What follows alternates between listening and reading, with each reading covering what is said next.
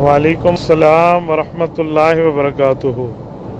नसीर बेटा, एक बात जहन में रखना, ज़ाती तौर पर मेरी आदत रही है कि उन बंदों को समझाओ, उन पे अपना कीमती वक्त खर्च करो जिसके बारे में आपको उम्मीद हो कि ये बंदा दलील के सामने समझ जाएगा।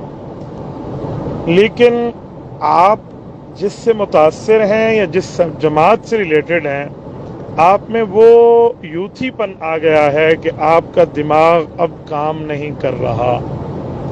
मैं बहुत हैरान हूँ, आप ये इसरार कर रहे हैं, मैं तभी आपको जवाब दे रहा हूँ, वरना तो मैं मुँह ही न लगाता, डायरेक्ट इंशाअल्लाह ताला नंबर ब्लॉक। ऐसे बंदे से बात करने का फ़ायदा ही कोई नहीं होता।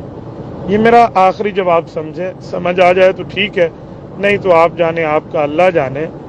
हज़रत मौलाना फजलुर रहमान दामत बरकातुहुम ने अगर कल अपनी गुफ्तगू में इमरान खान के ज़ख्मी होने और इसकी एक्टिंग की मिसाल इंडिया के अदाकारों के साथ दी है कि सलमान खान और शाहरुख खान से इसकी अदाकारी बड़ी हो गई है, तो आप मुझे कहते हैं इतना बड़ा आलिम दीन है तो उसको एक्टरों के नाम कैसे पता है। तो शुक्र है कि आपने हज़रत मौलाना फजलुर रहमान साहब को इतना बड़ा आलिम दीन तो मान लिया है, पहली बात।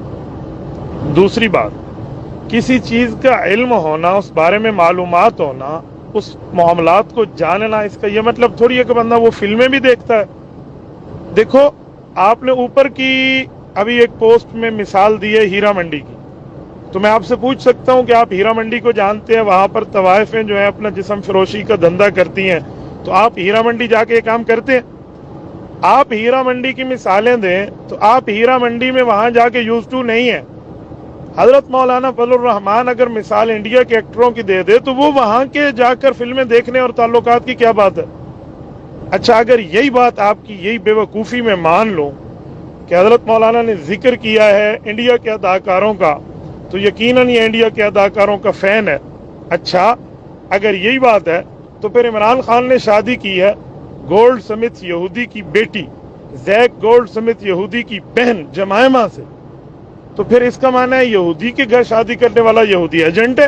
फिर तो आप इस उसूल से भी मान लेना, जो उसूल आप पेश फरमा रहे हैं, इस उसूल की बुनियाद पे तो लो आप अपने दाम में सयाद आ गया, या आप पे भी फिट हो जाएगा। लेकिन बेटा, मैं नहीं समझता कि आपके दिमाग में कोई सोच नाम की चीज मौजूद हो। आप दो चीजों से खाली हैं, आप में उलमा की अकीदत भी नहीं है और उलमा को समझने की बसीरत भी नहीं है।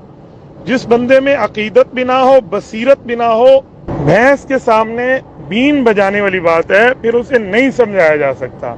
इसीलिए इन बातों पे आप इत्तेफाक कर लें। वो लाखों उलमा के कायद हैं, कराची ता खैबर, तमाम शयूखुल हदीस, तमाम मुफ्तियान आज़ाम, तमाम पीराने तरीक़त खानकाह के बड़े, वो उनके पीछे ठहरे हैं। तो आप जैसे किसी लल्लू लाल की बात की अहमियत नहीं है, इसलिए अपनी औकात में रहें और अपनी औकात के मुताबिक बोलना सीखें। बस मैंने आपको जो समझाना तो समझा दिया, बाकी आप जाने, आपका खुदा जाने। अस्सलामु अलैकुम वरहमतुल्लाह।